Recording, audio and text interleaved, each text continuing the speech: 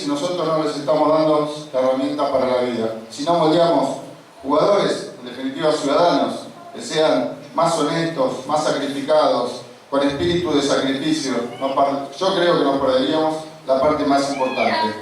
Y fíjense, ¿cuál es el requisito? Transmitir una correcta filosofía del juego.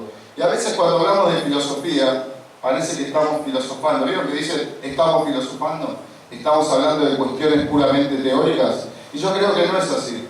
Yo creo que la filosofía es absolutamente práctica. Porque nosotros volcamos nuestra filosofía, que es la base de nuestro comportamiento, en cada una de nuestras conductas y actos cotidianos. Y nuestra filosofía del rugby no es otra cosa con nuestra filosofía de vida, no son dos cosas disociadas. Es decir, tenemos que atender a la filosofía que llevamos adelante. Y hay una frase que me gusta, que es los jugadores primero, luego las victorias. La filosofía del fair play, del juego limpio, es la que nos tiene que guiar en el camino, en el sendero del rugby. Y lo que decía recién, creemos que es un concepto teórico, pero es absolutamente práctico. Y fíjense, nosotros como entrenadores siempre perseguimos básicamente tres objetivos. Y seguramente vamos a coincidir. Que los jugadores disfruten del juego, que los jugadores se desarrollen y que los jugadores ocasionalmente ganen. ¿Sí? Pero ¿qué pasa cuando esos objetivos se entremezclan?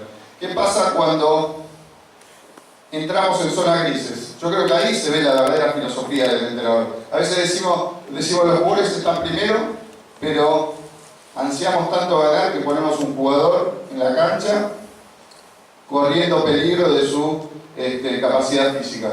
O ponemos un jugador en cancha vulnerando reglas preestablecidas porque tal vez faltó un entrenamiento, etc. Es decir, a veces desde la teoría nosotros decimos que queremos que los jugadores se desarrollen, ganen, pero en la práctica debemos hablar de otra filosofía. Y lo que hablábamos hace un rato, nosotros siempre somos partidarios de esas victorias que nos conduzcan a algo. Las victorias vacías, las victorias huecas, que son victorias que solamente nos conducen a elevar nuestro ego, pero no nos conducen al desarrollo y disfrute de los jugadores, son victorias que no van a tener ningún tipo de sustento, en definitiva no tienen ninguna valoración. ¿Cuál sería el desafío entonces? Buscar ganar, no como un fin en sí mismo, sino como una consecuencia del disfrute y desarrollo de esos jugadores. Y yo les doy un ejemplo claro. Yo estoy en menores de 13, colaboro en menores de 13 del SIC, somos muchos, 18 entrenadores, y yo veía que los entrenadores, cada uno con su subgrupo, lo que hacían era generar el escenario para que el jugador más grandote agarre la pelota y meta try. ¿Sí? Y eso lo veía sistemáticamente. Y yo veía que eso era un sacrilegio, era un pecado. ¿Por qué? Porque con tal de ganar de cualquier manera y a cualquier precio, estábamos sacrificando algo mucho más importante que el ganar, que era el desarrollo de esos jugadores. Estamos hipotecando el desarrollo de los demás jugadores. Ponemos el más grandote de apertura, la agarra y mete try, y esa victoria no nos lleva a nada. Estamos hipotecando el disfrute y el desarrollo de los jugadores, y eso me parece que es un pecado, un sacrilegio. De manera que vayamos en busca de las victorias, porque todos queremos ganar y para eso nos preparamos. Pero que esas victorias vayan acompañadas de todo esto, que en definitiva es lo más importante. Y decía un gran entrenador de mi club del SIC, jugador de los Pumas, ya fallecido, Miguel Negro Iglesias, decía: el rugby es un deporte extraordinario, fenomenal, decía él. Pero si no es correctamente transmitido, sus bondades, tanto formativas como deportivas, no trascienden. Es decir, tenemos una herramienta que es genial, que es única, pero nosotros como entrenadores y como educadores tenemos que generar el escenario para que esos valores, esas tradiciones, esos elementos distintivos se puedan llevar adelante. ¿Sí? Y algo que me gusta a mí, la responsabilidad que tenemos nosotros como entrenadores, porque a veces creemos que somos entrenadores cuando estamos entrenando y que ahí nos están observando, pero en realidad somos entrenadores siempre y en todo momento. Yo digo que somos entrenadores en la cancha y fuera de la cancha, cuando estamos en el club, y también en nuestra vida diaria, porque si nosotros o los jugadores se dan cuenta de que no estamos ejerciendo la coherencia, de que decimos una cosa y hacemos otra, de que tenemos contradicciones, ese relato, ese discurso se desvanece. Nosotros podemos saber todos los secretos del juego, podemos haber estudiado el rugby desde todos los rincones, pero si no nos creen, ni siquiera se van a detener a escucharnos. Ningún acto o gesto resulta indiferente.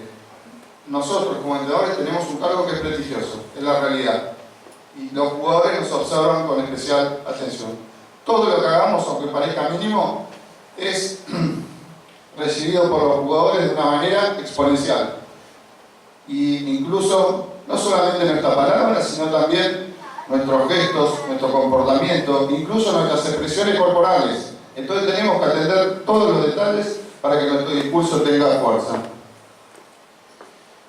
Y un mensaje que me gusta de John Wooden, ex entrenador de básquet. Él decía que un buen entrenador puede cambiar un partido. Y está bien, es importante, pero un gran entrenador puede cambiar una vida. Y si nosotros entendemos al juego y al rugby como nuestra capacidad para ser educadores, porque antes que desarrollar jugadores nosotros somos educadores, yo creo que le estamos dando un valor agregado muy importante a nuestra misión. Por supuesto, generemos los mejores jugadores que podamos hacer y para ello desarrollémoslo, pero no nos olvidemos nunca que en la victoria y en la derrota tenemos la posibilidad de educar a los chicos. Y lo que digo siempre, nosotros somos educadores y el rugby es la representación de la vida. Y en él aprendemos a ganar, aprendemos a perder, aprendemos a tomar la derrota como algo parte de la vida, porque en la vida vamos a ganar y perder muchas veces. Y si nosotros creemos que la derrota es algo trágico y no capitalizamos esa derrota, bueno, nos está faltando una parte. En realidad estamos preparando a los jugadores para entrar a la cancha y estamos practicando y enseñándole a los jugadores para enseñarles justamente la vida misma. Y lo que decía recién, defender nuestra credibilidad. Y fíjense esta frase que me parece muy buena. Recién lo dije, nosotros nos capacitamos, tratamos de ser cada día un poquito mejores, ¿sí? Estudiamos, leemos, somos curiosos, ¿sí? Vamos tratando de elevar nuestra credibilidad. Ante la primera que nos agarran, esa credibilidad se va al tacho. Es decir, la credibilidad se gana de gramos y se pierde de a kilos. En definitiva, tenemos que cuidarla con mucho esmero y con mucha atención. Y los dirigentes, por supuesto, saber que detrás de cada jugador hay una persona, y yo creo que lo más importante es que el rugby tiene que seguir siendo esa inigualable herramienta de transformación. Como decía Beco Villegas, recién les mencioné, el rugby es siempre un medio y no un fin en sí mismo. Un medio para disfrutar del juego, para divertirnos, para crecer, incluso aquel que juega rugby profesional. El rugby tiene que ser un medio. Y esa motivación intrínseca, que es la que surge del propio sujeto, es la que le da un valor agregado. Yo creo que, pero en realidad amateur es un valor agregado muy fuerte, muy grande. Amateur es el que ama lo que hace. Si yo soy amateur es porque tengo un espíritu, una motivación intrínseca que surge del propio sujeto, de la pasión que tengo, de la gana de representar a mi club, a mi familia, a mi país. Y la motivación extrínseca es la que surge del exterior. Dinero, privilegios, fama. Si nosotros como deportistas, más allá de ser profesionales o no, tenemos ese espíritu amateur, me parece que es un valor agregado muy importante. Y por último, los espectadores, que muchas veces se sienten ajenos a las responsabilidades, ¿sí? Y van a una cancha y creen que el juego pasa por otro lado, por los jugadores, y a veces esa falta de educación que surge desde las tribunas se deposita en el campo de juego. Entonces tenemos que saber que esa pata de la salud del juego, esa mesa de la salud del juego, tiene acá una pata muy importante, ¿sí? Que son los espectadores. Y yo creo que su responsabilidad es no solamente cumplir su parte, sino también hacerla cumplir. Yo siempre digo que si nosotros queremos algo, tenemos que tratar de cuidarlo. Si nosotros queremos a nuestra familia, tomamos siempre una actitud activa, participativa. En este caso también, si nosotros queremos a nuestro juego y queremos que tenga salud, tenemos que cumplir nuestra parte, portándonos bien, por supuesto, pero también haciéndola cumplir. Cuando hay alguien que no cumple con la filosofía del juego, no respeta al pateador, insulta al referee, insulta a los entrenadores, nosotros tenemos que participar activamente, ¿sí? Cumpliendo nuestra parte y también haciéndola cumplir. Y fíjense algo que me gusta de René Krauss, ex presidente de la Federación Francesa de Rugby. Los 3 tiempos de rugby. Gracias. Y esto me parece de singular importancia. ¿Por qué? Porque volvemos a lo que decía en un principio. Si queremos que el rugby esté en los 80 minutos de juego, nos estamos perdiendo lo más importante. ¿Sí? Y fíjense, él habla el primer tiempo, que es todo aquello que hace la preparación, ¿sí? La base para constituir un equipo de rugby, los entrenamientos, lo previo al partido, ¿sí? Todo aquello que implica prepararse para el partido. El segundo tiempo, que es el partido en sí mismo. Y fíjense, René Krauss, una figura legendaria del rugby francés, hablaba de la batalla del rugby, ¿sí? Y ustedes me van a decir, ¿cómo batalla? Él decía que el rugby es una batalla con reglas, con respeto, con educación, con buena fe, con autocontrol, ¿sí? El rugby, como digo siempre, es agresividad controlada. Porque ustedes imagínense, si nosotros somos controlados pero no somos agresivos, ¿qué pasa? El rival nos pasa por encima. Y si nosotros somos agresivos pero no somos controlados, el referee nos va a sacar una roja. Entonces, el desafío siempre es agresividad con control. Por supuesto que no es fácil, pero ese es el ideal. El rugby es una batalla con reglas, ¿sí? Y con buena fe. Y el tercer tiempo, ¿sí? Es lo más importante. Es el escenario donde, sin importar cómo salió el partido, las vicisitudes, los enojos, etc., todos nos juntamos en un objetivo común y celebramos. Y es el momento de pedir disculpas si hubo algún roce. Yo siempre digo que nosotros, y lo hablábamos con Juan hoy, compañero es el que comparte. Es decir, si nosotros con nuestros ocasionales rivales compartimos una cancha, compartimos un tercer tiempo, compartimos un momento con él, bueno, es nuestro compañero con otra camiseta. Y si tenemos esa concepción del deporte y de la vida, sabiendo que nuestro adversario nos une algo mágico, que es el cariño por el juego, vamos a tener claro cuáles son las cosas, porque las rivalidades son siempre bienvenidas, en la medida que sean bien entendidas, porque genera una difusión del juego y por otra parte genera que cada uno quiera ganar y eso implica que uno se prepare. Es decir, bienvenidas las rivalidades en la medida que esas rivalidades sean sanas y sean bien entendidas. Y vamos a tener el ejemplo del SIC Mi Club con el CASI, que convivimos en el mismo barrio. Tenemos una rivalidad enorme. El SIC salió desde 1935, salió del CASI, que es un club de 1902. Y al principio era un escenario difícil, no había ni siquiera tercer tiempo. Los años fueron pasando, Gary, vas a ver, los años fueron pasando, se fueron limando asperezas y 80 años después, ya hace mucho tiempo, pero hoy, 80 años después, se ha generado una mágica mitad, donde el rugby está siempre por encima, donde van 5, 6, 7 mil personas en un ambiente de camaradería, ¿sí? Y donde hay eso que yo siempre creo que tiene que haber, esa atmósfera positiva, donde el disfrute y el desarrollo de los jugadores es posible. De nada serviría si esa atmósfera se contamina. ¿Vieron cuando hay una atmósfera que hay mala onda, no nos llevamos bien, una atmósfera de presión, si son los chicos, en un ambiente formativo les metemos presión? Tenemos que cuidar, para que el rugby sea formativa, esa atmósfera de disfrute. Y si nosotros no lo logramos, va a ser muy difícil que los chicos la pasen bien, que nosotros como entrenadores la pasemos bien.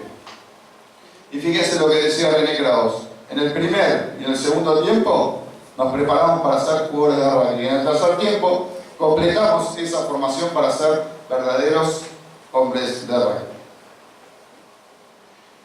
Y pasamos rápido acá por dos formas de entender el deporte que creo que es importante para estos tiempos. Y yo siempre divido entre los exitosos y los exitistas. Y fíjense, el exitoso es aquel que busca el éxito duradero, es aquel que sabe que se puede ganar, pero siempre respetando los modos y las formas de conseguirlo. Es aquel que sabe que más allá de las derrotas o victorias en el campo deportivo, tenemos una misión mucho más importante, que es la de educar a los chicos para la vida. Como le dije recién, el rugby es ni más ni menos que la representación de la vida. Y están aquellos que creen que el rugby es la oportunidad de redimirnos ante los demás, de mostrarnos importantes, de sabernos importantes, ¿sí? Y entonces ya para ellos el éxito es solamente una revancha para mostrarnos mejores que los demás. Y en ese camino furioso de ser los mejores, no importan las formas, no importan los modos, ¿sí? Y como digo siempre, el exitoso es aquel que tiene una mirada mucho más amplia, más sabia, más larga. Y el exitista es el que está obsesionado por el corto plazo, para poder redimirse y mostrarse importante frente a los demás a través de un éxito que son esas victorias que yo llamo victorias pequeñas, victorias huecas, victorias vacías. Y fíjense, algo que me parece bueno que vi alguna vez. Uno usa un reloj con cronómetro, está obsesionado por ganarle al otro, ¿sí? El otro tiene solamente un calendario, y ese calendario le va a permitir ver si los chicos se han desarrollado y se han moldado mejores personas a través de la práctica del juego. Y fíjense, algo que quiero mencionar es que entiendo importante, la grandeza de nuestro juego, porque aquellos que estamos vinculados al rugby creemos que el rugby tiene un diferencial. Yo creo que todo deporte es formativo, pero el rugby lo es por sus características, y yo enuncio básicamente tres. En primer lugar, todos, absolutamente todos, pueden jugarlo. Y esa atmósfera de inclusión, yo creo que no está en otros deportes.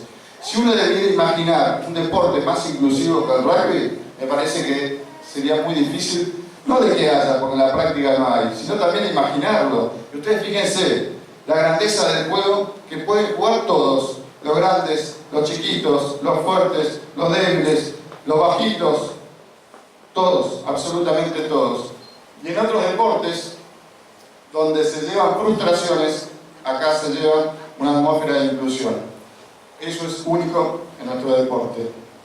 En segundo lugar, ese tercer-tiempo que yo les contaba, esa posibilidad de agasajar a nuestro rival sin importar la vicisitud del partido, el resultado, etcétera, etcétera, etcétera. Pero como decía Ángel Guastela, un gran educador y hombre de rugby con quien yo tuve el gusto de estar varias veces y falleció hace un año, él decía que el tercer tiempo tiene que ser, o volver a ser, ese lugar de reencuentro, ¿sí? Con nosotros mismos, porque a veces tenemos el celular y nunca miramos hacia adelante, con nuestros compañeros y también con nuestros rivales, que son los compañeros con otra camiseta. Si nosotros logramos que ese tercer tiempo sea un buen lugar de unión y de reencuentro, bueno, estamos haciendo honor a lo que ha sido siempre el tercer tiempo, que tiene tanta edad como el rugby. Y en tercer lugar, y algo muy importante, es esa honestidad, esa franqueza para poder jugarlo. Yo recién le dije que el rugby es un deporte de contacto. No podemos jugarlo si no hay grandes dosis de respeto, ese respeto en forma amplia, de autocontrol y de buena fe. Ustedes imagínense si se apoderara la mala fe que muchas veces vemos en otros deportes. No podemos jugarlo siquiera. ¿Por qué? Porque pasa a ser peligroso. Imagínense los lugares, entre comillas, que tiene un jugador de rugby para ejercer la mala fe y que el referee no los vea. Por eso siempre digo que tenemos que ser los guardianes del juego, porque si se apodera la mala fe, directamente no podemos jugarlo. Y además pasa a ser un deporte mucho más peligroso. Tenemos que cuidar la salud del juego, cuidando siempre la buena fe. Y algo muy importante, que son las lecciones del juego que nos da y nos entrega para la vida misma. Y esto creo que es mucho más importante que la práctica del deporte. La primera lección que siempre menciono es que nada se consigue fácil. Y ustedes que están involucrados en el rugby lo sabrán. Entrenamos en condiciones difíciles, a veces con lluvia, con viento, con calor. Yo he estado en Ushuaia con muchísimo frío. Y además, no solamente que es adversidad lo que lo rodea, sino que cuando entramos a la cancha y a veces tenemos jugadores más rápidos, más fuertes, etcétera, etcétera. Todo es adversidad. Y yo creo que el rugby nos da una linda lección, porque si nosotros superamos esas adversidades, pues nos están enseñando a superar adversidades en la vida. Porque cuando empecemos a trabajar no vamos a tener mejor trabajo, cuando empecemos a estudiar posiblemente no vamos a tener el profesor o el maestro que nosotros querramos. Es decir, la vida es adversidad y acá nos están preparando para la adversidad. Y sobre todo en este mundo de hoy y en mi país, donde se ha perdido mucho la cultura del trabajo, del esfuerzo, del trabajo duro, donde todos quieren todo ya y no hay proceso, yo creo que el rugby nos puede dar una linda lección, ¿sí? Nos entrega la cultura del esfuerzo. Porque, insisto, por más buenos que seamos, por más talento que nosotros tengamos, va a ser imposible conseguir los objetivos si no nos esforzamos. Esa es una linda lección que nos da el juego. Y otra, perdón, a ver, problema.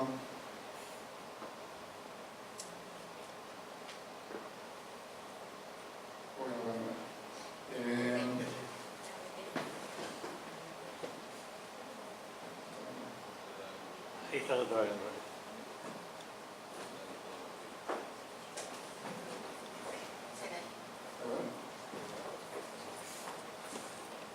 Coger la imagen.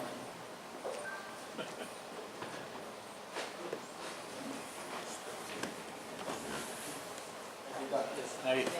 Ahí está. ¿Vieron que toda esa adversidad? Entonces, tenemos que tener siempre un plan B. Eso es lo que decía mi entrenador. Y por otra parte, nada se consigue solo. Y fíjense, el rugby es el deporte que tiene más jugadores por equipo. ¿O acaso ustedes conocen algún otro deporte que tenga más de 15 jugadores por equipo? ¿Ninguno? Yo sí. ¿Ninguno? El fútbol australiano tiene 18 jugadores. Pero, como digo siempre, el fútbol australiano se juega solamente en Australia, de manera profesional en Australia. ¿Y ustedes saben cuántos jugadores, cuántos países juegan al rugby? ¿Más o menos? ¿Cuántos? 121 países juegan al rugby. Y ese es otro prejuicio. Aquellos que creen que el rugby solamente se juega en las Islas Británicas y las colonias británicas, hoy hay 121 países que juegan al rugby. ¿Sí? Entonces, nada se consigue solo. Y si nosotros no trabajamos en equipo, ¿sí? No dejamos a un lado egoísmos, intereses personales, sectoriales, los objetivos van a ser más difíciles de conseguir. Y como decía Ray Williams, una cosa es jugar en un equipo y otra muy distinta es jugar como un equipo. Yo creo que es una linda definición. Tenemos que jugar siempre como un equipo. Y eso implica muchas veces tener que dejar de lado aquello que nos gusta y trabajar para la consecución de nuestros objetivos. Por ejemplo, a mi hijo siempre le gusta, en M3 está, agarrar la pelota, correr y meter try. Y a veces a todos nos gustaría correr con la pelota y meter try. Pero a veces el equipo exige que él empuje en el mall, se dedique a taclear, se dedique a presionar y tal vez no va a tocar la pelota en todo el partido. Pero justamente la grandeza del juego hace que nosotros tengamos que dejar nuestros gustos, nuestros intereses, ¿sí? Nuestras comodidades para trabajar e ir en busca de algo mucho más importante que nuestro propio gusto o nuestros propios intereses, que es el interés del equipo. Otra linda lección que nos da el juego. Nada, absolutamente nada, vamos a conseguir solos si no trabajamos en equipo. Y vamos terminando. ¿Cuáles son esos prejuicios que hacen que nosotros, el mundo del rugby, se prive muchas veces de muchos jugadores? Aquel que dice que vieron el rugby para los pocos, es para los fuertes. Y yo siempre hago mención a Diego Alvarez.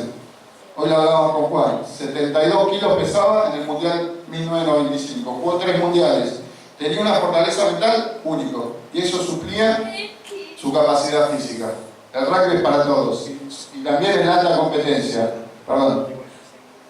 El rugby es peligroso. Así se dice. Y yo que estoy en el universo de rugby infantil, y tenemos las estadísticas de rugby infantil, fíjense, se lesionan 0,37% y son todas lesiones leves. Siempre doy el ejemplo que en el mes de agosto nosotros llevamos adelante un encuentro de rugby infantil donde convocamos 1.500 chicos de todo el país, porque invitamos 6 clubes de distintas localidades del país para generar una linda integración. Y en esos 1.500 chicos que juegan un fin de semana, se lesionan 2 o 3 jugadores, las lesiones son leves. El ejemplo que yo doy es muy claro y las estadísticas lo respaldan. Si nosotros ponemos 1.500 chicos durante un fin de semana a andar en bicicleta, monopatín o lo que ustedes quieran, es una debacle total. Tenemos a todos lastimados. Por supuesto que tenemos que generar que ese escenario sea de disfrute y que no haya lastimados, respetando los periodos de descanso, atendiendo todo el escenario, ¿sí? Pero, insisto, las estadísticas en el rugby infantil nos dan la razón. Aquellos que dicen que el rugby es elitista, que juegan en algunas castas sociales y otras no, y yo puedo decir con enorme orgullo que el rugby ha llegado, al menos en mi país, a todas partes. Y he estado en el norte, en el sur, en la cordillera, en la llanura, en todos lados. Y fíjense, y también en las cárceles. Y a través de un amigo mío que se llama Coco de Rigo, que llevó adelante lo que se llama Fundación Espartanos, en la cárcel de San Martín, él generó un efecto multiplicador. Hace 10 años empezó a entrenar 4 o 5 presos en la cárcel de San Martín, y eso generó un efecto contagio. Hace poco lo visité nuevamente en la cárcel, porque el entrenamiento en la cárcel había más de 150 presos jugando al rugby. Y eso generó un efecto contagio en otras regiones del país, ¿sí? Y luego he podido visitar la cárcel de Batán, una de las más peligrosas del país, la cárcel de Marcos Paz, de Seiza, muchísimas cárceles. Y ver el grado de transformación que genera el rugby es absolutamente mágico. Hoy lo hablamos con Juan. Porque a veces creemos que el rugby y sus valores son algo hueco, algo vacío, que no es palpable. Y yo lo he visto cada vez que voy a dar una charla en una cárcel, ver el grado de respeto, porque después juegan partidos, de respeto, de autocontrol, de buena fe, es algo extraordinario. Y lo he visto con mis propios ojos. Es decir, el rugby ayuda absolutamente a todos. Y como digo ahí, lo juegan todos y en todas partes. Y vamos ahora, en este primer módulo, a dar una pequeña reflexión final. Recién les decía, 121 países juegan al rugby. Esto ya quedó desactualizado, hay más de 9 millones de jugadores.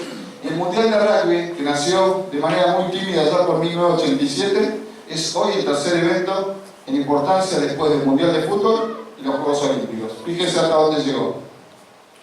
Y yo creo que tenemos un desafío, que es mantener su elemento distintivo. Yo recién les decía, de nada serviría que el juego se propague por todas partes si no mantiene sus elementos distintivos. ¿De qué queremos que haya 9 millones de jugadores si no se comportan como es debido? El rugby perdería esa magia, ¿sí? Y se convertiría en un deporte como cualquier otro, ni más ni menos importante que otros tantos en el universo del deporte. Por eso tenemos el desafío de que el rugby siga siendo lo que ha sido siempre. Y yo siempre me aboco a la historia. Para saber, entre comillas, quiénes somos como deporte, tenemos que saber de dónde venimos. Y en definitiva la historia nos da una mirada valiosa a debatir ideas, a rebatirlas, a elevar nuestros niveles de curiosidad, etcétera, etcétera, etcétera. ¿Sí? Entonces el desafío es eso, es tratar de pensar el juego y reflexionar sobre el juego. ¿Sí? Recién hablábamos de cuestiones que hacen a los valores, ahora vamos a adentrarnos al juego mismo. Y fíjense cómo empezamos. Como decía Pierre Villepré, un gran entrenador francés. Los jugadores tienen que pensar por sí mismos. Y aunque parezca una frase de perogrullo, es importante. Vieron a veces el entrenador que cuando está fuera de la cancha le dice, hay un penal y le dice, patea los palos, pedí el crown, andar line, ¿qué estamos haciendo? Estamos pensando por ellos. Y el desafío que nosotros tenemos es que ellos piensen por sí mismos. Los jugadores, decía él, están solos dentro de la cancha y a ellos les compete pensar y tomar decisiones. Y a veces se van a equivocar. ¿Sí? Yo el otro día estaba refiriendo al M13. Era la última pelota del partido. Si ellos la pateaban afuera, ganaban. ¿Sí? Y yo podría haberles dicho, chicos, pateen afuera que ganen. ¿Y yo qué hice? Yo lo dejé, yo como referee y entrenador, ¿no? Porque era también entrenador, no le dije nada. Por supuesto tuve ganas de decir, pateen afuera. Le dije, no. Yo voy a dejar que ellos piensen, y si se equivocan y pierden, no hay ningún problema. Esto es aprendizaje. ¿Sí? ¿Y qué hicieron? La jugaron. La jugaron, pasaron, perdieron la pelota, metieron try, los otros y empataron. Yo dije, no hay todavía, estamos aprendiendo. Yo les dije, lo que ustedes les dije, yo les decía que pateen afuera, ganaban. Yo quiero que ustedes piensen, reflexionen, traten de buscar la mejor opción.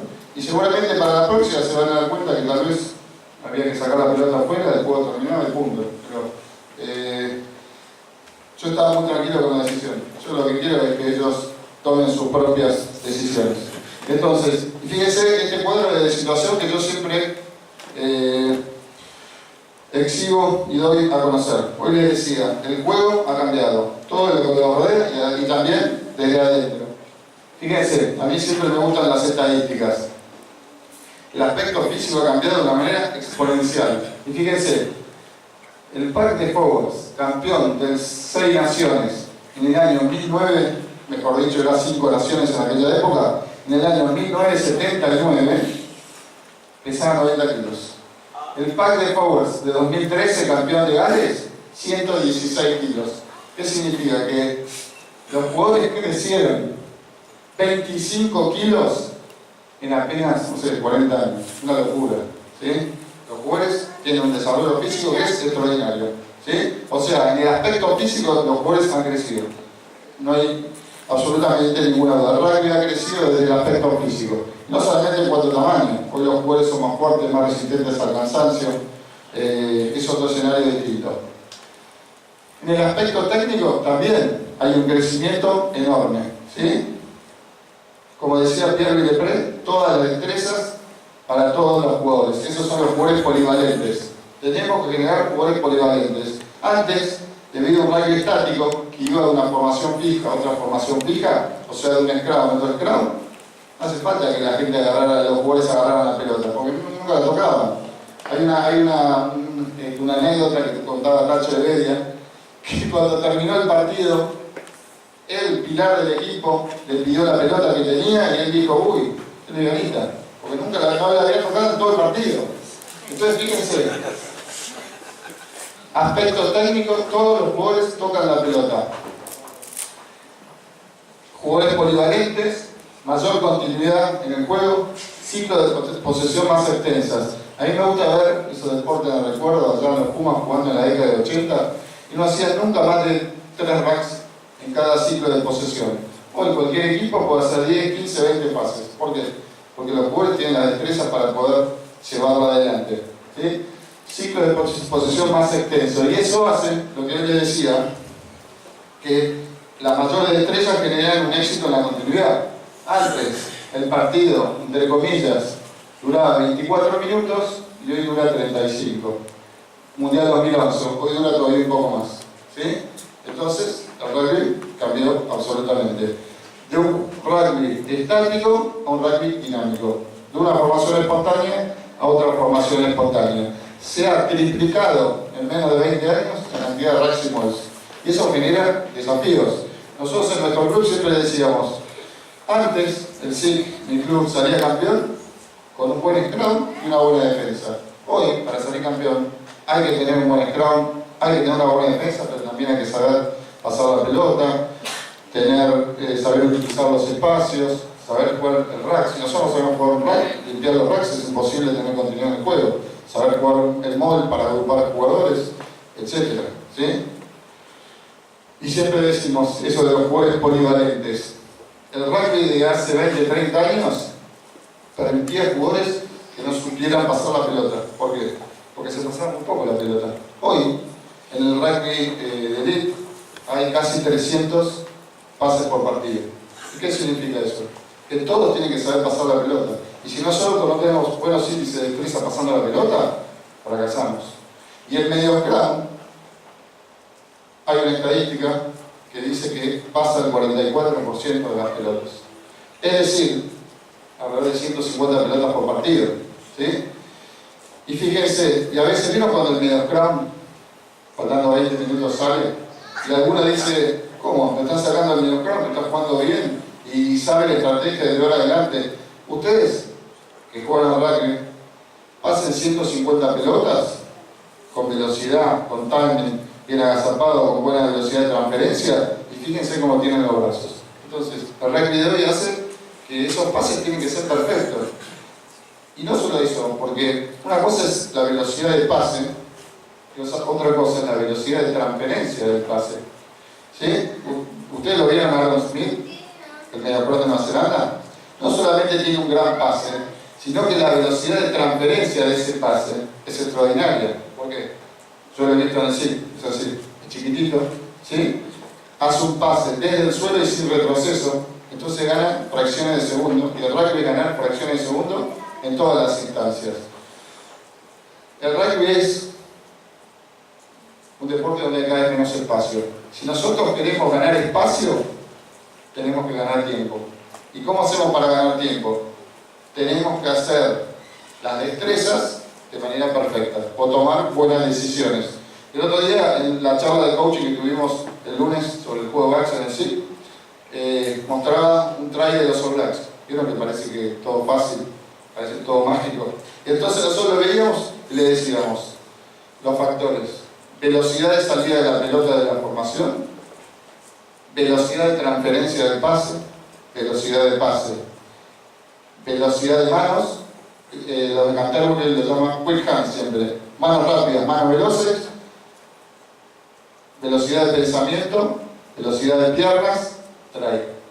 Confluyeron 6, 7, 8 factores y a los ojos de un espectador improvisado, fácil, esto es fácil.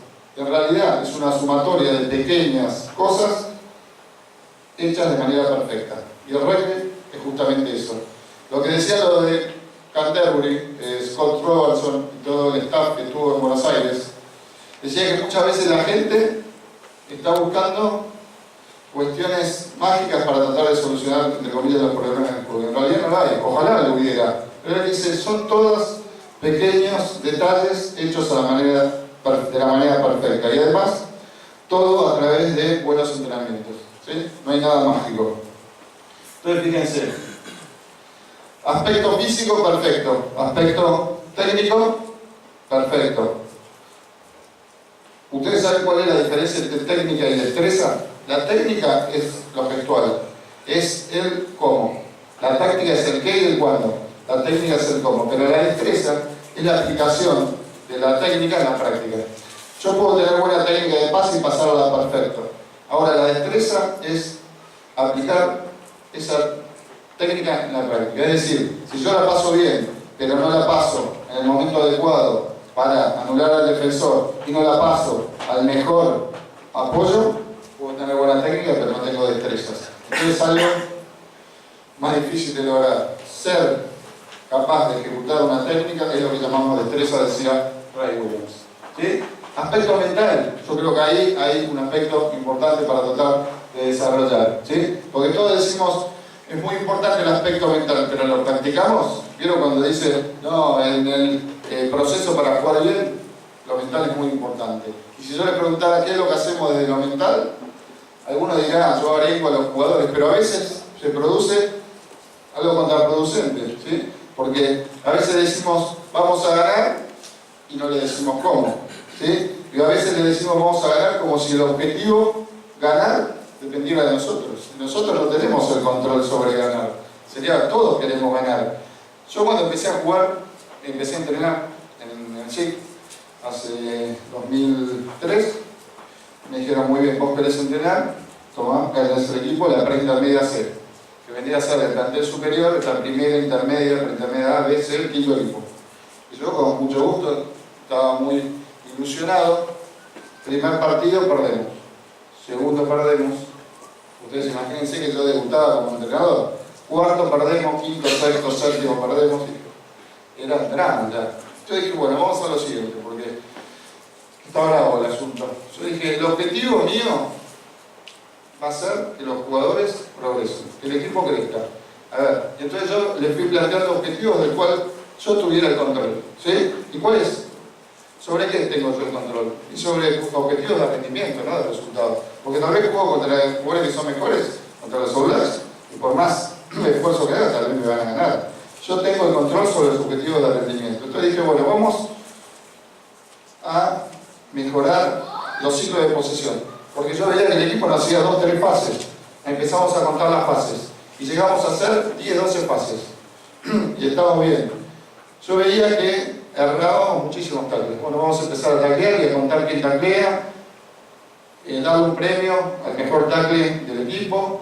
Vamos a empezar a crecer en los distintos aspectos del juego. Vamos a ver los inicios de posesión, los inicios de juego, a ver si mejora. En el scrum sacamos el 50% de las pelotas, pasamos a 70%, en el line también. Vamos a ver todo eso del cual yo tenga control. Bueno, y así fue que los jugadores se fueron entusiasmando. Y insisto, habíamos perdido los 10 primeros partidos, pero veían que había un crecimiento. En el partido 11, los jugadores empataron. Y en el partido 12 empezamos a ganar. En el 12 ganamos, en el 13 ganamos, en el 14 ganamos. Y yo veía que cada vez tenía más jugadores. ¿Por qué?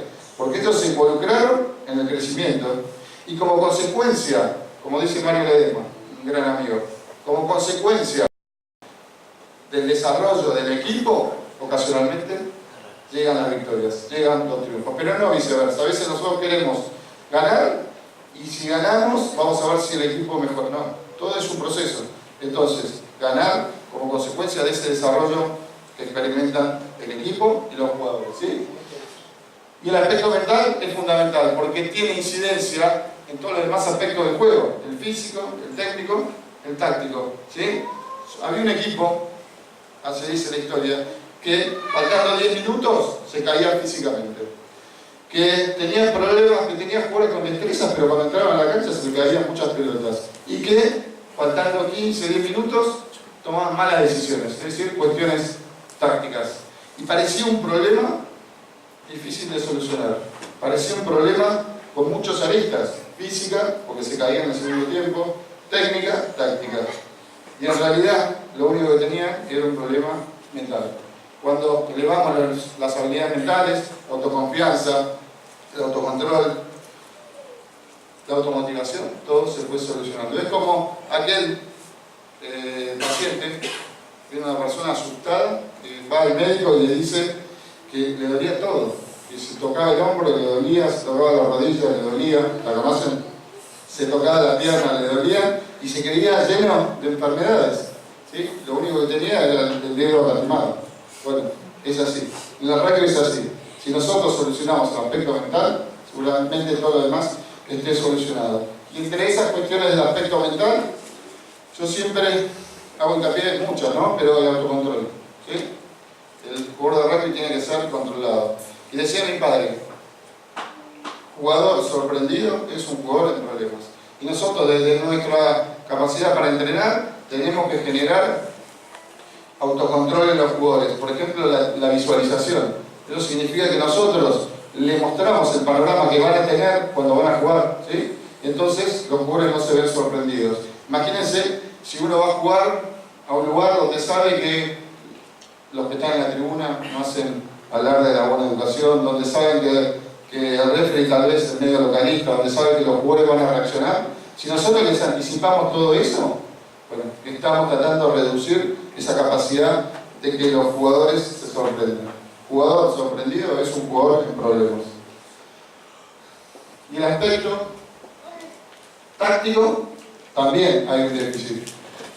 Fíjense que en muchos equipos consiguen la pelota, tienen capacidad para mantener la pelota durante lapsos prolongados, pero cuando tienen que avanzar ahí hay un problema. Y ese problema seguramente sea un problema táctico. Y si recién les dije, si el aspecto técnico es el cómo se hace, la táctica es el qué se hace y cuándo se hace. ¿Y qué es la estrategia?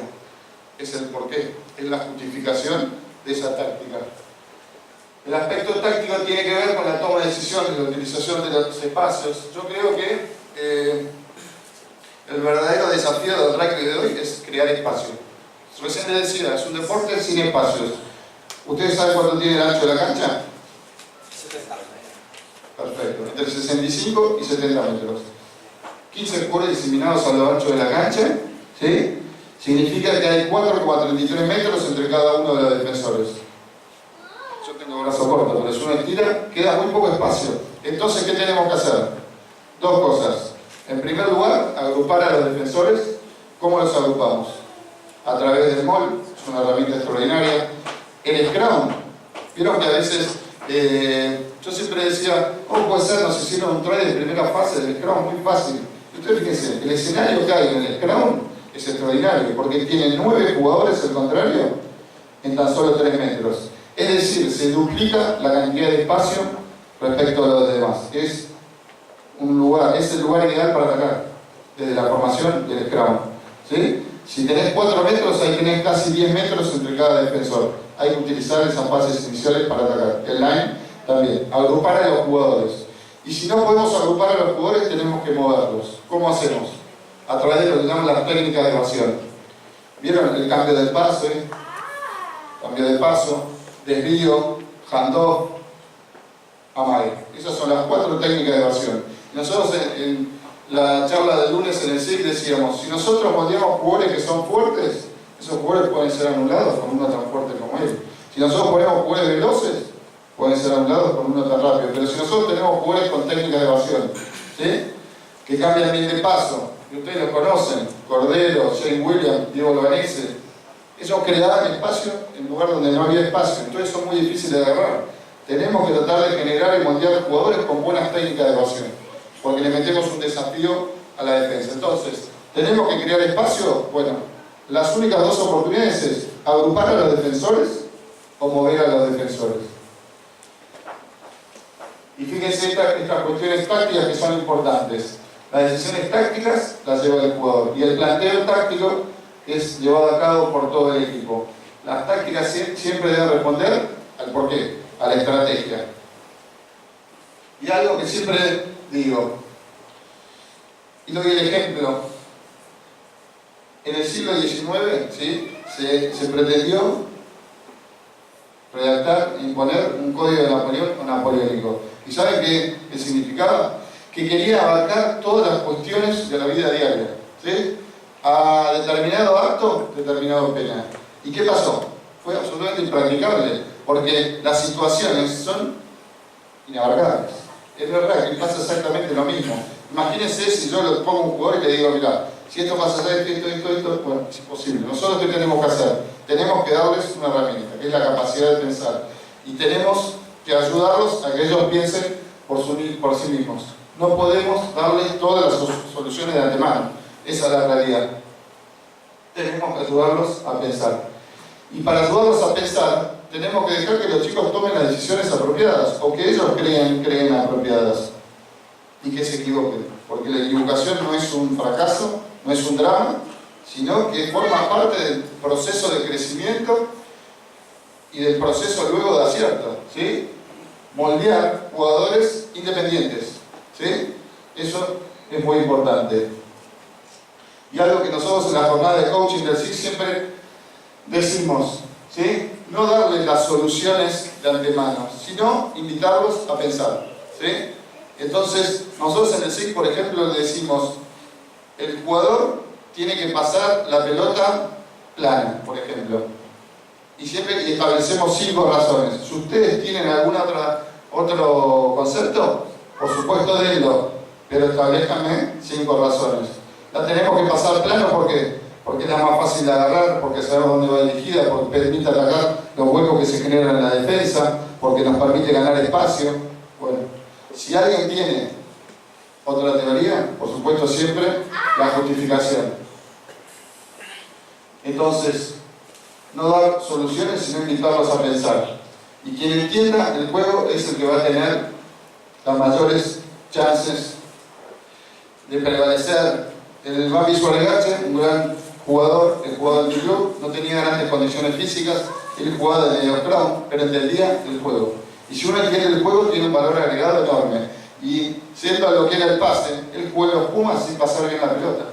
Fíjense lo que era aquella época. Él tenía una gran capacidad para pensar y tomar buenas decisiones, y además tenía buen liderazgo para llevar adelante el pack de forwards. Y lo que decía hace un ratito, siempre detrás de cada concepto, el motivo, la razón, la justificación. Siempre debemos establecer el porqué. Y básicamente 3 cuestiones que hacen a la toma de decisiones. Vieron que a veces vemos que se toman decisiones y a veces es algo intuitivo, pero tiene que haber herramientas, o nosotros le tenemos que dar herramientas para que se tomen correctas decisiones. Y fíjense, conocimiento, el nuestro, del rival y de aquello que nos rodea, la ubicación de la defensa y la velocidad de la salida de la pelota. Hoy lo dijimos, el conocimiento de uno mismo es justamente la humildad. Y para tomar buenas decisiones tenemos que conocernos. Imagínense que si nosotros creemos que tenemos buenos backs y tiramos toda la pelota al win, pero en realidad no tenemos destreza para agarrar la pelota, bueno, estamos fallando por falta de conocimiento. El conocimiento del rival, sobre todo en el rugby de elite, fíjense, sacan una radiografía de todo lo que implica el rival y sus jugadores. Si ese jugador, por ejemplo, los winners son buenos en el catching, en la recepción, si patean bien, ¿sí? Porque siempre están buscando los flancos débiles. Me acuerdo en el rugby de hace 20, 30 años, había un jugador que no tacleaba y no pasaba nada. Entre comillas, se escondía detrás del que tacleaba. Y hoy en el rugby de elite, el jugador que no taclea, entre comillas, taclea, tiene falencias en el tackle, es identificado y lo ponen en situación de tackle 20 veces por partido. Entonces, en el rugby de hoy es observar con una lupa todos los, digamos, las debilidades del contrario. Y nosotros como entrenadores tenemos que ver fortalezas propias y debilidades del rival. Conocimiento del rival y además conocimiento de todo aquello que nos rodea. Fíjense. Dimensiones de la cancha, estado del campo de juego, factores meteorológicos. Yo lo que veía cuando fui entrenador del head coach de menores de 22 es que todos los jugadores jugaban siempre igual. Y tenían buena destreza, pero no es lo mismo jugar en un campo chico, uno grande, si hay lluvia, si hay viento. No es lo mismo si estamos ganando por 5 puntos que si estamos ganando por 70 puntos, etc. Todo eso hace la toma de decisiones. La ubicación de la defensa, a veces nosotros jugamos sin mirar lo que tenemos enfrente y es una cuestión muy básica. A la defensa agrupada, el ataque es extendido. A la defensa desplegada, lo que se llama ataque por el eje profundo, y la defensa plana, utilización del pie. Tener esa capacidad de observación. ¿Sí? Ahí, algo que decía James Greenwood, en el rugby el espacio es espacio si solo podemos llegar más rápido que el contrario. Vieron que a veces vemos los espacios. Tal vez vemos un espacio por detrás de la defensa, pero esos espacios nosotros podemos llegar antes que arriba. Es decir, la verdad que se trata de la búsqueda de espacios, ¿sí? Y para eso tenemos que ver algo muy importante, la ubicación de la defensa, porque hacemos una jugada a veces sin ver lo que tenemos adelante, sin ver la ubicación de la defensa, y eso entiendo que es importante para tomar buenas decisiones. Y además, la velocidad de la salida de la pelota. Y fíjense, algo básico. Las defensas se reposicionan siempre de adentro hacia afuera. Es decir, primero se cubren los espacios pegados a las formaciones y después, y si hay jugadores, si hay defensores, los espacios alejados de las formaciones. Es decir, una ola de ataques veloces siempre genera un ataque por afuera. Ahora bien, si la salida de la pelota es lenta, bueno, ahí el factor sorpresa desaparece y nosotros tenemos otras variantes. Podemos atacar por el eje profundo para agrupar jugadores y luego sacarla. Por ejemplo, utilizar el lado ciego es muy importante. ¿Por qué? Porque tiene grandes dividendos con un nivel de seguridad mucho mayor porque nos damos pocos pases. Es decir, regla general, salida rápida de la pelota, agujero por afuera, por lo que llaman por el canal 3. Salida lenta, perdemos la atacar cerca de las formaciones por el eje profundo. Y algunos supuestos, ¿sí? Por ejemplo, yo siempre le digo a mis jugadores, si hay viento a favor, si hay mucho viento, ¿qué elegimos, por ejemplo, primero? ¿Viento a favor o viento en contra? Yo los hago pensar. O alguno va a decir, no sé, y otro va a decir, no, yo elijo viento a favor. ¿Por qué? Viene el famoso por qué. Alguno me va a decir, yo elijo viento a favor porque después puede cambiar el viento. Perfecto. Y uno me puede decir, yo elijo viento en contra, porque los partidos se definen en el segundo tiempo y además el segundo tiempo generalmente dura más que el primero. Perfecto, pero todo tiene una justificación. Es decir, lo más importante de esto es hacerlos pensar. Por ejemplo, justamente contaba, estuve en Curne el año pasado, unas jornadas que se llaman Camino hacia Puma. Había 400 chicos de 14 años. Y entonces yo les decía a los chicos que ya empiezan su etapa de juveniles, les decía a las aperturas, a ver, ¿quién es apertura? Me levantaron la mano 50. Y digo, a ver, ustedes qué son apertura, las salidas las hacen a la derecha o a la izquierda, le digo. ¿Ustedes saben qué me dijeron? No sé. Pero bueno, uno me dijo a la derecha, ¿no? Y yo le digo, perfecto, la derecha, ¿por qué la haces? Porque siempre la tiro a la derecha.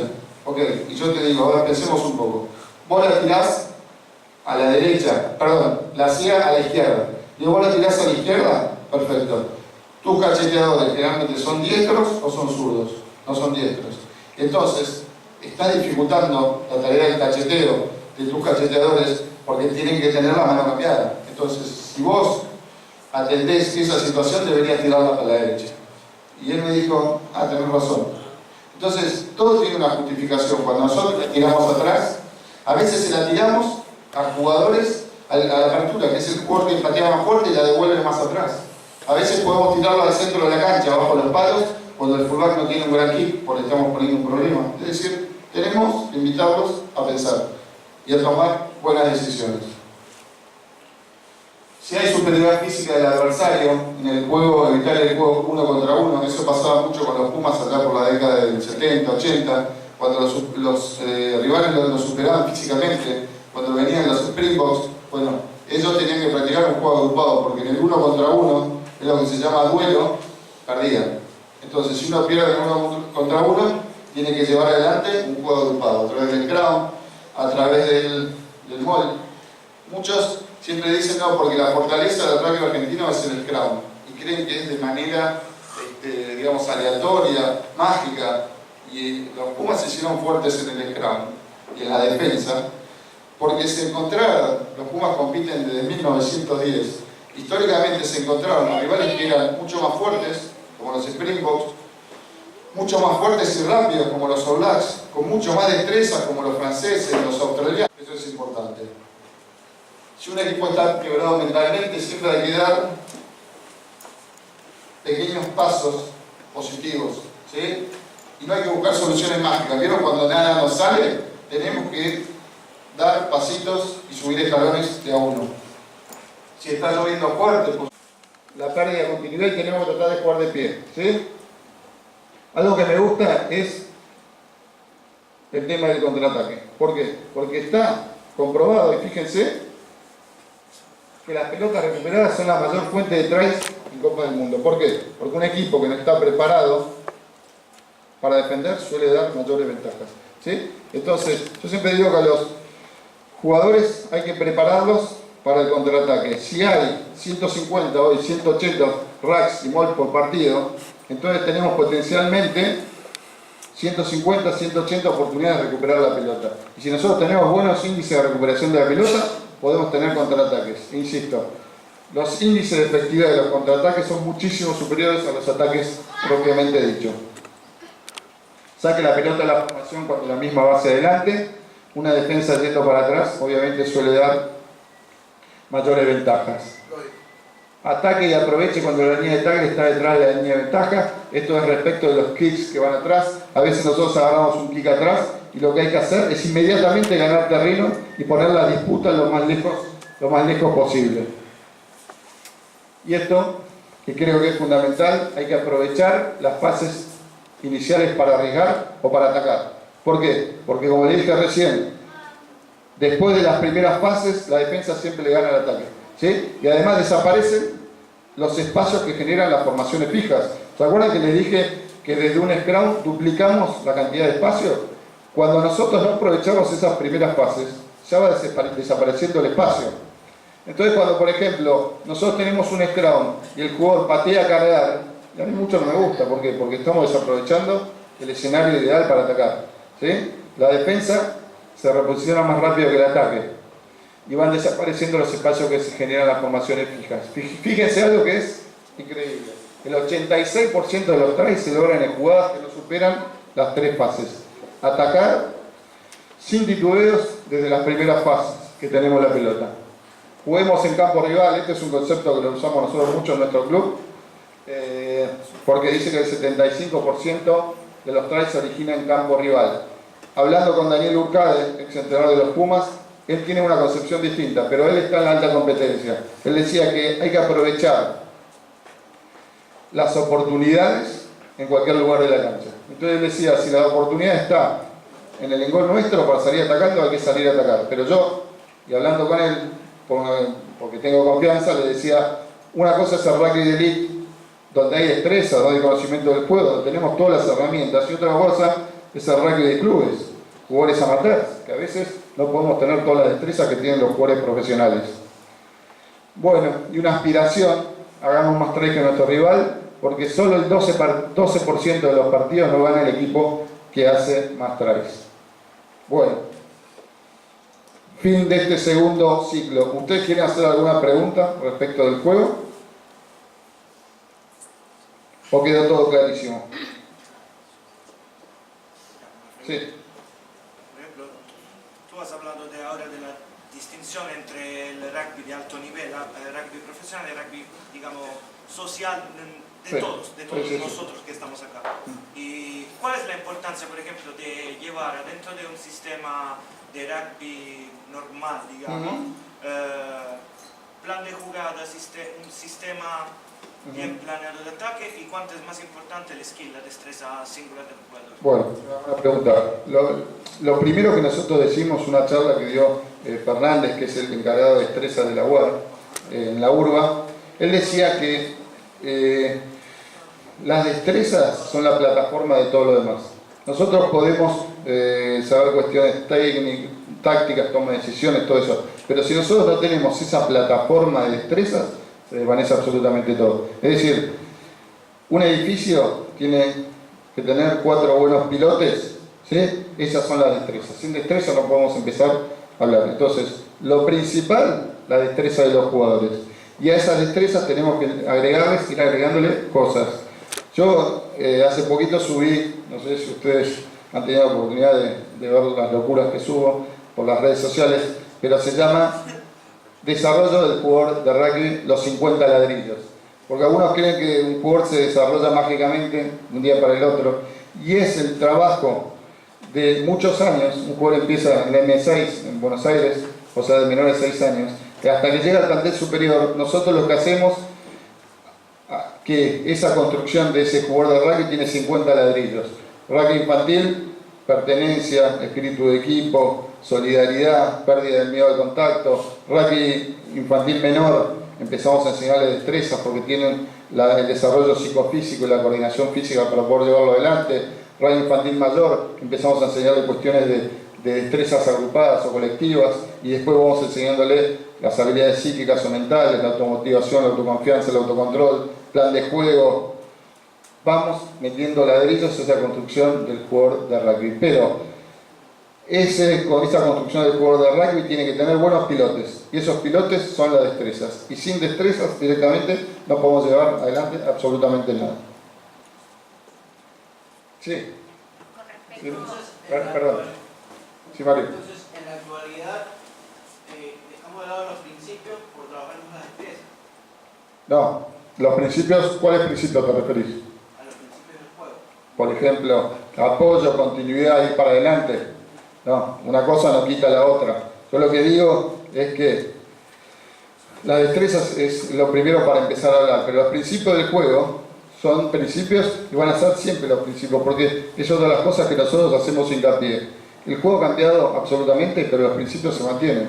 Los principios de ir hacia adelante, el principio de continuidad, el principio de apoyo. Ustedes imagínense que todos decimos que nos gusta tocar la pelota, pero si el partido dura entre comillas 80 minutos, está comprobado que no hay ningún jugador que lo tenga más de un minuto. El que lo tiene más lo tiene 50 segundos. Fíjense que nosotros somos jugadores que juegan sin la pelota y que juegan en apoyo. Somos jugadores de apoyo. La frase que nosotros siempre decimos es que cuando nosotros pasamos la pelota, nuestra tarea recién comienza. Somos apoyo interno, apoyo axial, apoyo externo. Pero sí, una cosa no quita la otra. Tenemos que desarrollar los principios de juego que también son la base. Lo que se da actualmente es cómo yo puedo desarrollar bien esos principios del juego si no tengo buenas destrezas. Son las dos cosas interrelacionadas, por supuesto. Queremos tener continuidad, tenemos que tener destrezas. Queremos tener apoyo, tenemos que tener destrezas en el apoyo. Queremos ir hacia adelante implica una combinación de 4 factores. Primero, el factor mental, de querer ir hacia adelante. Segundo, físico. Tercero, técnico. Y cuarto, táctico.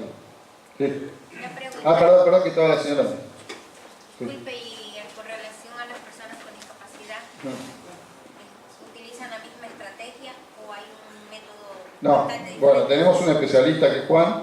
Yo soy amigo de Daniel Fernández, que él creó los Pumpas 15 y creó todo el escenario para poder llevarlo adelante a través de los, ¿cómo le llaman él? De los facilitadores, que son jugadores que ayudan a los chicos con capacidades diferentes para poder llevar adelante eso.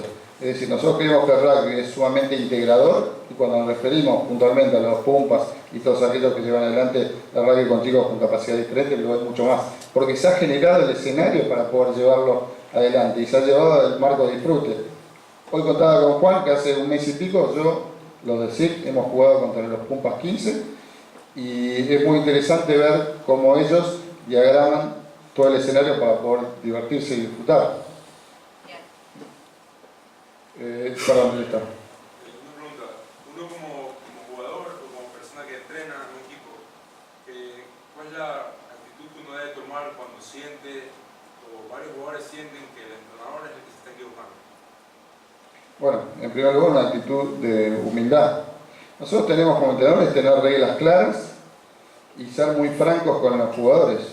Y además, pedir disculpas si uno se equivocó y además decirle si uno no sabe, por ejemplo, en algunas cuestiones, porque el rugby tiene muchísimos vericuetos y no todos podemos saber todo. Y decirle, este tema yo no lo sé, ayudarme a buscarlo y después lo vemos juntos, por ejemplo. Eso es un acto de humildad.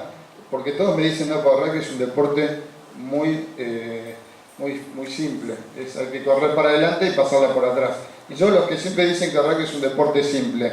Si fuera tan simple, ¿por qué tenemos entrenador de scrum, entrenador de line, entrenador de movimiento general del juego, entrenador de defensa, entrenador de patada, entrenador de todo, entrenador de backs, entrenador de forwards? ¿Sí? Porque tiene una enorme complejidad y nosotros que somos, entre comillas, limitados respecto de todo el juego, bueno, está muy bien decir, mirá, yo acá me equivoqué, te invito a que juntos tratemos de verlo, etcétera, etcétera. Y respecto a lo que vos decías, creo que nosotros somos ante todo constructor de relaciones. Hoy lo hablábamos. Daniel Urcade decía, sin grupo no hay equipo. De verdad, nosotros podemos saber todos los secretos del juego, podemos haber estudiado el juego, pero si nosotros no tenemos buena capacidad de moldear buenos grupos, es decir, construir relaciones que funcionen, basadas en la confianza, en el respeto, se desvanece absolutamente todo. Y en el juego de rugby se ve mucho más. Ustedes han visto, hace 2 o 3 meses jugaron los Pumas, cuando no hay, digamos, cuando los jugadores, entre comillas, no a propósito, pero no le creen al entrenador, inmediatamente vemos los resultados. Y eso no significa que el entrenador sea malo ni nada. Hay una química que se tiene que ver. Y si no se ve en un deporte como el rugby, cuando no hay buen ambiente, cuando no le creen al entrenador, etc., se ve inmediatamente, no hace falta decir absolutamente nada. Entonces tenemos que cuidar lo que digo siempre, esa atmósfera propicia para el aprendizaje. Si esa atmósfera está enrarecida y nosotros vamos a entrenar a disgusto, nosotros no nos llevamos bien, por eso lo primero que tiene que ser un entrenador, tiene que ser un gran líder, tener que digamos, ir sorteando obstáculos respecto a los egos de los demás y tratar de que todos estén en un ambiente agradable, de disfrute, que la pasemos bien. Si no podemos lograr eso, por más que tengamos todo el conocimiento del mundo, los jugadores no van a rendir el máximo que pueden. Entonces tenemos que cuidar eso. Y si nosotros vemos que algunos jugadores están enojados y demás, tenemos que llevar adelante nuestra tarea para que se sientan a gusto. Por eso los entrenadores siempre tienen que atender a los que juegan y también a los que no juegan y hacer sentir útiles a todos, porque van a jugar 15 y tal vez algunos no jueguen, y ser muy franco con nuestro mensaje y además tener reglas muy claras. ¿Sí? Si nosotros como entrenadores al principio de la temporada no damos las reglas y las pautas claras, bueno, entonces se pueden generar ciertos cortocircuitos que hacen que la relación se resquebraje y en ese escenario va a ser imposible jugar nuestro mejor rugby. Perdón que sigo. Anteriormente hablabas de un proceso de crecimiento del jugador de rugby desde los 6 años, con esto de los 50 ladrillos, ¿verdad?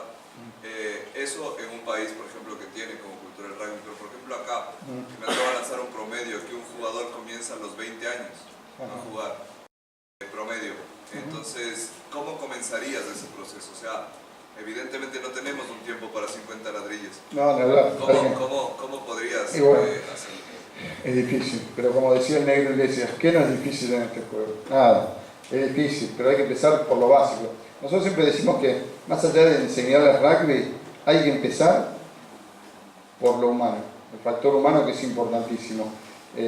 Nosotros en los 6 años, ahora hay que hacerlos, si me decís que viene a los 20 años, hay que hacerlos a los 20 años, primero que el jugador se siente a gusto, que se genere una identificación y sentido de pertenencia para con el club, que se generen buenos vínculos entre ellos, integración, ¿sí?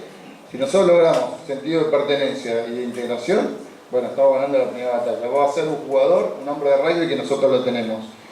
Y a partir de ahí empezamos a enseñar las cuestiones básicas del juego, que es difícil y hay que hacerlo, digamos, es un curso acelerado. Pero por supuesto hay que ver también ese jugador si tiene capacidad, si tiene destreza para llevarlo adelante, si tiene un talento natural o si le cuesta todo mucho. Bueno, todo es difícil. Perdón, por ejemplo, yo estoy ahorita a cargo de un equipo universitario, entonces ellos obviamente tienen mínimo 19 años, 18 años.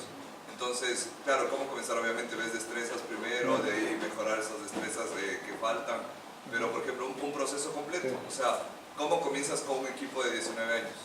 Un equipo de 19 años que nunca ha jugado al rugby. Que primera vez a sus 19 años. Bueno, primero me pones en un desafío que yo nunca lo vi, porque es algo que en Buenos Aires sería imposible, absolutamente imposible. En realidad, seguramente la respuesta me la darías vos a mí, pero yo lo que digo es, haría lo mismo que hago con los chicos, que se sientan a gusto y empezar por lo básico. ¿Cuáles son los básicos? Son las destrezas básicas, de correr, pasar, recepcionar, pérdida de temor al contacto, hacer tackle, bueno, los principios del juego, continuidad, apoyo y ir hacia adelante. Esos son los 3 principios del juego y tratar de desarrollarlos. O sea, como los chicos, que no te importe perder. O sea, pierde los primeros partidos, pierde todos los partidos, pero que la gente se divierta. Eso va a hacer que vayan al entrenamiento y aprendan más rápido.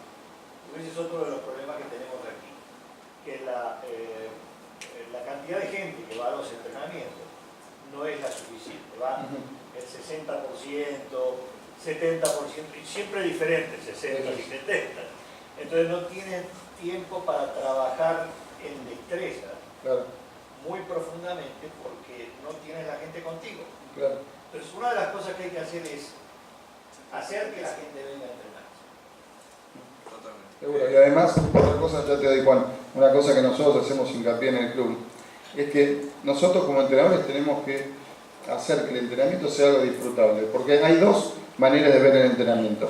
Si nosotros creemos que el entrenamiento es el pasaporte para llegar al partido, es lo que se llama, digamos, hacemos el menor esfuerzo posible, ¿sí? Es un esfuerzo minimalista, se llama. En cambio, si nosotros logramos inculcarles que el entrenamiento es decisivo para lograr nuestro desarrollo como jugadores y el disfrute como jugadores, que es lo que se llama una postura maximalista, es decir, damos nuestro 100%. Y bueno, pasa en todos los órdenes de la vida. Imagínense un empleado que trabaja a reglamento y otro que disfruta y se apasiona por lo que hace. Son 2 respuestas totalmente distintas. Nosotros tenemos que inculcarles que el entrenamiento no es el pasaporte para el partido, no es vengan obligados, sino que si nosotros queremos disfrutar realmente el juego tenemos que preparar, no hay ninguna otra posibilidad. Entonces me parece que ese es el mensaje que tenemos que tratar de que le llegue a nuestros chicos. Perdón, Juan, ¿vos querés decirlo? No, simplemente decir que realmente una de las deficiencias de naciones como nuestra, que creo que empezamos a mencionar precisamente esta, nuestros jugadores, casi todos empezaron a los 18, 19 años, 17. Ahora empezamos con alguna jornada de chicos que han empezado más jóvenes. Se nota mucho aquella persona que ha empezado aquí a los 14 años, por ejemplo, tenemos ya jugadores que ya empezaron a los 14 años y ahora están con 19 años. A diferencia de las destrezas, es bestial. Como decía, es un curso acelerado, pero nunca, y eso es lo que nos pasa, nunca llegaremos a igualarnos a chicos que han empezado a los 10, a los 11 años. ¿Por qué? Porque es como el que aprende a andar. Tú aprendes a andar cuando agateas, y si tienes que aprender a andar cuando tienes 18 años, pues es mucho más difícil andar. Pues esto es lo mismo. Es decir, no hay vuelta de hoja. Entonces, evidentemente, el jugador ecuatoriano tiene una deficiencia, sobre todo la primera jornada. Las primeras jornadas de jugadores que empezamos aquí, que la mayoría, y es cierto, empezaron con 18, 19 años,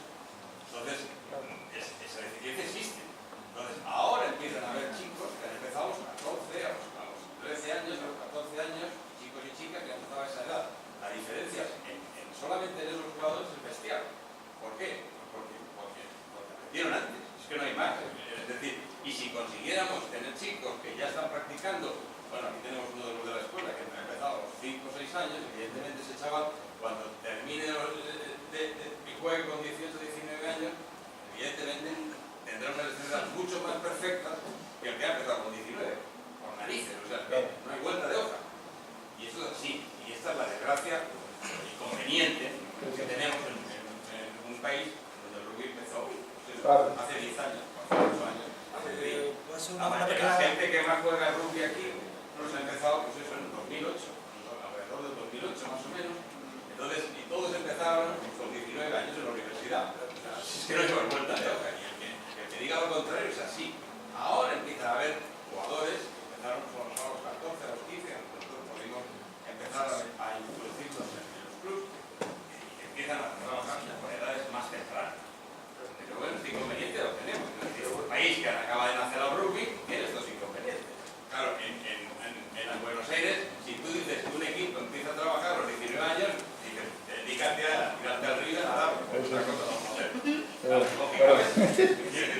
bueno, hablando con una cuestión que sean compañeros ahí, nuestra realidad es que encontramos jugadores que inician el rugby muy tarde, ¿cierto? Y a lo que dice Sebastián es tratar de esas destrezas básicas, pulirlas al máximo, ¿cierto? Algunos tenemos un poco más de conocimiento, digamos, de técnicas, tácticas, y en nuestro afán de ganar un partido, ¿cierto?, queremos acelerar el proceso de los jugadores. Y es preferible que nuestros jugadores lleguen a darnos un buen pase y queden 1000 pases bien hechos, pero efectivos, a que tratemos de tirarles dummies, hacer cantidad de cosas al juego muy dinámico que no nos va a ser efectivo. Sí, simplemente, Sebastián, para terminar mi intervención, sí quisiera, tal vez, no sé si es que tú mismo manejas la página de rugby didáctico que tienes, no sé. Sí, la versión propia. Sí. Entonces, la verdad, sí te invitaría a que nos ayudes en ese tema. Tal vez, como te dije, no tienes tu experiencia como tal en comenzar con procesos tan tardíos, pero sí creo que sería de valiosa ayuda, tal vez en Argentina, consultar con personas, por ejemplo, hasta el mismo Caballero. Yo que sé, o sea, educadores tal vez que te podrían dar ideas, exactamente, o por ejemplo con cárceles o cosas así, o sea, gente tal vez un poco más que tenga más conocimiento en este tema.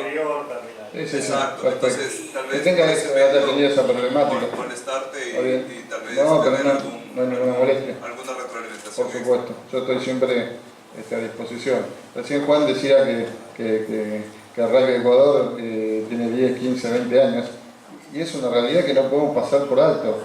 En Argentina se juega rugby desde 1873. 50 años después de aquella corrida de William Webley, el rugby llega a nuestro país, Argentina, que se jugó por primera vez entre los socios de Buenos Aires Cricket y Fútbol Club, ahí en el planetario de la ciudad de Buenos Aires. Y ustedes fíjense que no es nada mágico, sino que es un desarrollo. Y como contaba ayer, en Argentina se fundó The River Plate Rugby Championship, que es la antecesora de la Unión Argentina de Rugby, en 1899, y había 5 clubes, y hoy tenemos 520 clubes. Es decir, no hay nada mágico, es un proceso, y además hay que empezar a hacer girar la rueda, y ese círculo virtuoso que si empieza a funcionar va a generar más jugadores, más entrenadores, más capacitación, más referees, más competencia, etcétera, etcétera, etcétera. Pero es una rueda que hay que empezar a andar. Y yo creo que acá hay entusiasmo, que hay buenas bases.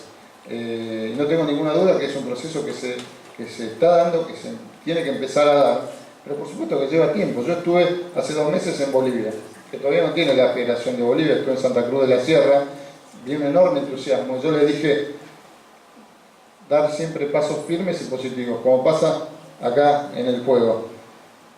Tienen que crear la federación, que ahora la van a crear. Empezaron con una competencia internacional en los Juegos del Sur. Me regalaron la camiseta de Bolivia, que es una reliquia, porque no habían jugado a rugby a nivel seleccionado. Son pequeños pasos, pero hay que dar pasos pequeños y positivos, como en el rugby y como en la vida, ¿sí?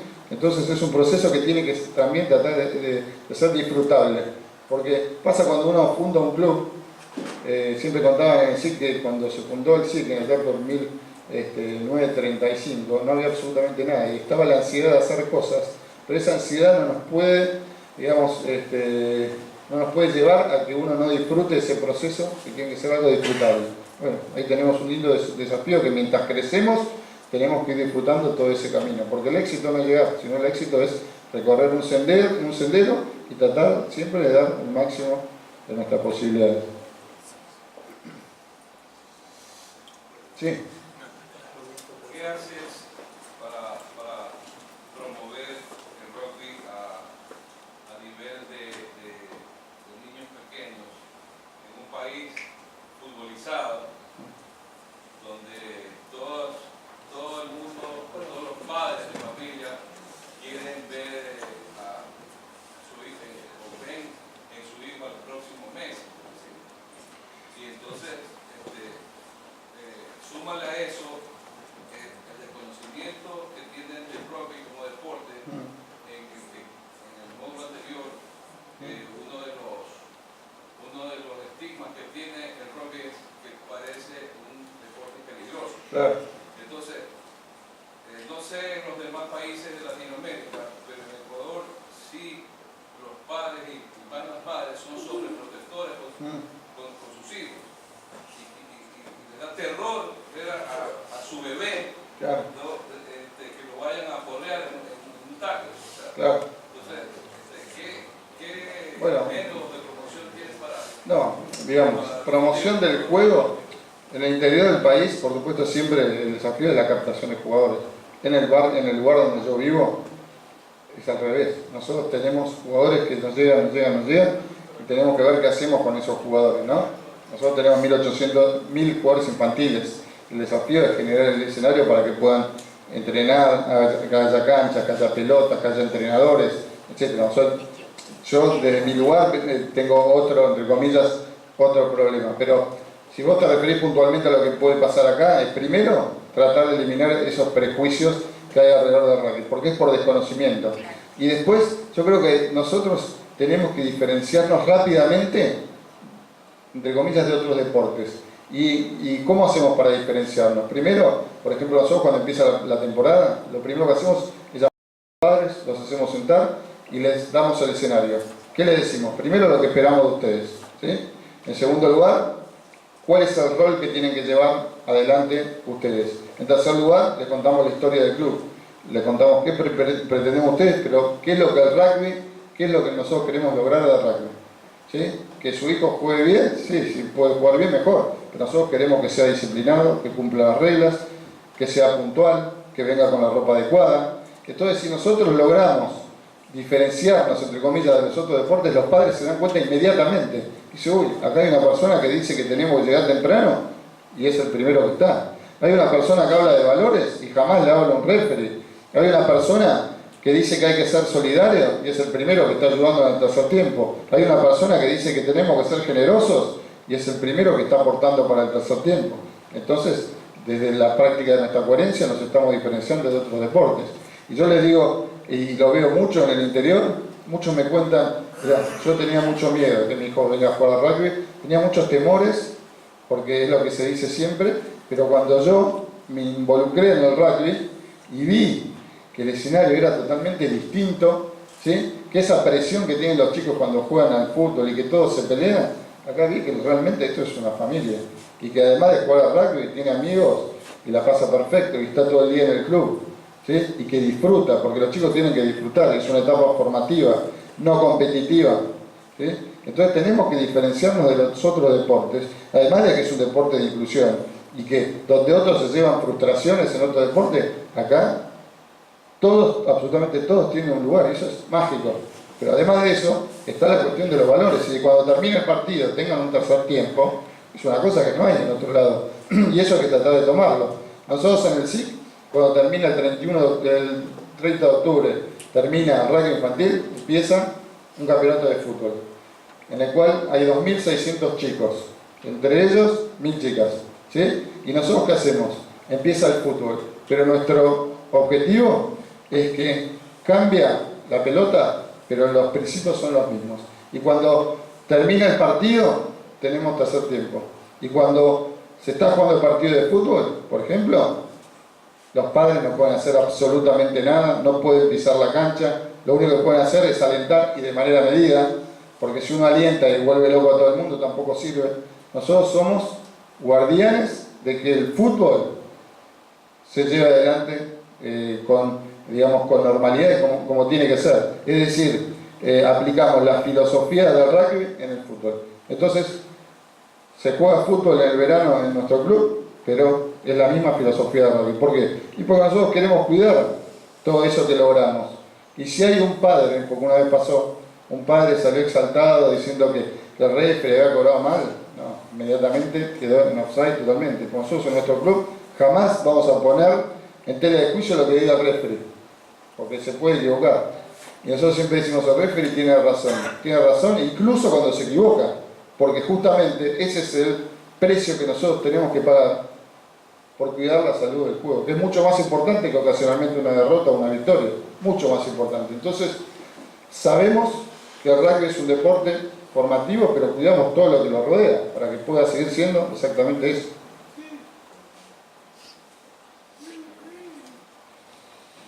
Sí. Debería ser materia de estudio para el año que viene, para el Ministerio de Educación eso. Y bueno, pero con mucho gusto, yo soy un difusor de rugby.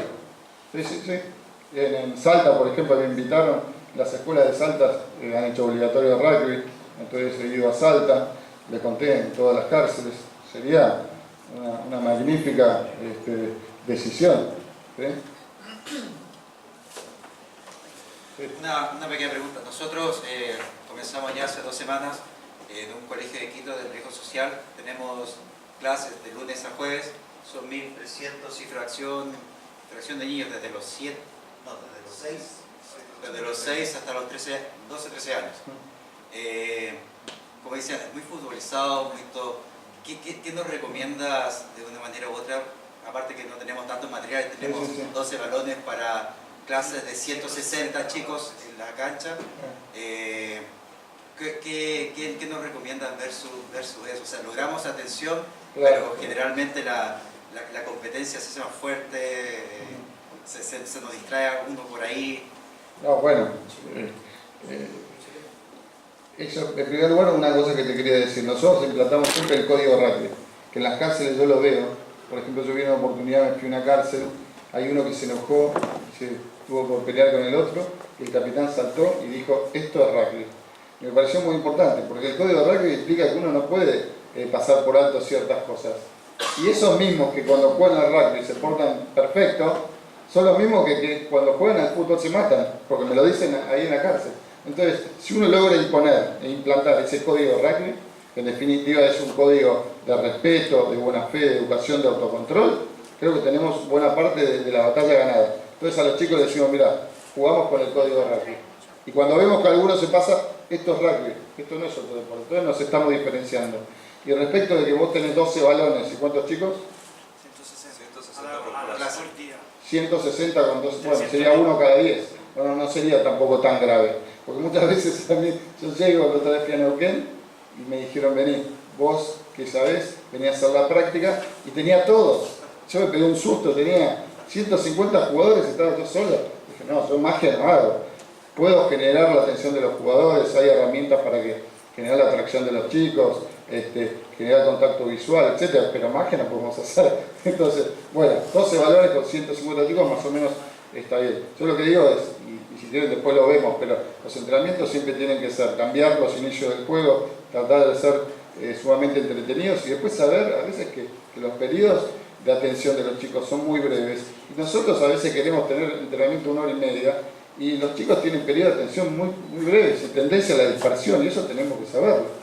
O a veces decimos, no, yo fracasé porque los chicos ya no me prestan atención, pero hace 40 minutos que estás hablando y los chicos no pueden tener un foco tanto. Y además, cuando nosotros perdemos la capacidad de generar atención, ya está, ya es muy difícil. Como decía el Tata Martino, ¿no? Un entrenador de fútbol, decía, cuando el jugador me come con la mirada, lo lograste. Ahora si bosteza o mira para otro lado, está listo. Entonces nosotros tenemos que generar la atención a través de distintas herramientas, pero cuando son chicos tenemos que saber que son chicos y el escenario es totalmente distinto. Entonces tienen un periodo de atención limitado y tenemos que saberlo, no podemos estar 2 horas con los chicos porque ya perdieron el foco. Muchas gracias. Bueno, muchísimas gracias, es un gusto.